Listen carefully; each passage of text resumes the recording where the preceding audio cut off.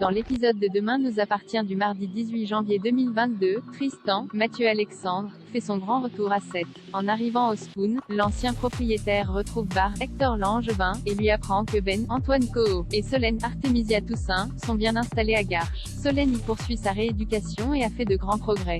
Elle peut désormais se déplacer avec I. Plus tard, Alex, Alexandre Brasseur, et Sylvain, Arnaud Henriette, viennent fêter le retour de Tristan. En apprenant que ce dernier s'est installé dans un hôtel sétois miteux, Sylvain invite son ami à poser ses valises dans sa nouvelle maison. Il oublie néanmoins un détail, la maison est en désordre et la femme de ménage a démissionné. Pour accueillir Tristan, Christelle, Ariane Séguillon, et Sylvain se dépêchent de nettoyer la villa. Le soir venu, Tristan propose aux Moreno de cuisiner pour eux. Sylvain a alors une idée et propose à Tristan de devenir leur chef à domicile. De son côté, Jack Dimitri Fouque n'a plus de nouvelles de Simon, son admirateur secret. Lizzie, Juliette Maliba, lui conseille de passer à autre chose, mais Jordan, Maxime Lelu, n'est pas de cet avis. D'après lui, Jack doit aller jusqu'au bout de son histoire. Il l'encourage à écrire à nouveau à Simon et lui promet de l'aider à enquêter sur. Après les cours, les deux frères dressent un tableau de tous les potentiels admirateurs de Jack. Alma, Camille de Padzis, les surprend et leur propose son aide. Au même moment, Jack reçoit une réponse de son admirateur. Jordan l'encourage à lui fixer un ultimatum, soit il lui envoie une photo de lui, soit leur histoire est terminée. Peu après, Jack reçoit une photo de Simon bébé. Jordan décide de télécharger un logiciel pour essayer de trouver l'identité du bébé. Roxane couvre Aurore. Zoé se fait arrêter en rentrant chez les Donnier. Aurore, Julie de Bazac, et Zoé, Gabriel Atget, surprennent Jonathan en train de menacer Pierre, Laurent Olmedo, de son arme. Très en colère, le jeune homme veut venger la mort de son père en abattant son grand-père de sang-froid.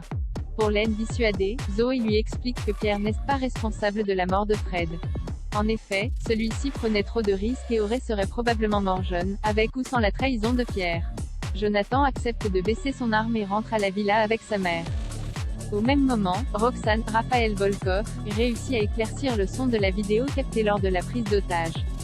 En reconnaissant la voix des Aurore, la hackeuse tombe des nues et convoque aussitôt cette dernière. Aurore lui dit la vérité sur Zoé et lui demande de ne rien dire à Martin, Franck Mancini, mais Roxane est catégorique, elle ne peut pas mentir pour elle. Elle lui laisse jusqu'au soir pour se dénoncer auprès du commandant Constant. Au pied du mur, Aurore annonce à William, Kamel Belghazi, qu'elle va devoir se dénoncer. Coupable de complicité de crime organisé, elle risque jusqu'à 2 ans de prison. William lui promet de toujours être là pour elle, quoi qu'il arrive. Dans l'après-midi, Aurore va voir Martin pour se dénoncer mais Roxane l'interrompt. Pour couvrir la sœur de Zoé, la jeune femme prétend ne pas avoir réussi à décrypter l'audio de la vidéo de la prise d'otage. Aurore rétropédale et décide de ne pas se dénoncer auprès de Martin. Dans le même temps, Jonathan commence à perdre patience. Contre l'avis de sa mère, il décide de fuir Sète pour s'éloigner de Pierre. Le soir venu, Aurore retrouve William et célèbre avec lui le geste très généreux de Roxane. C'est alors qu'elle reçoit un coup de téléphone de Martin, sa sœur, Zoé, vient d'être arrêtée. Loading widget.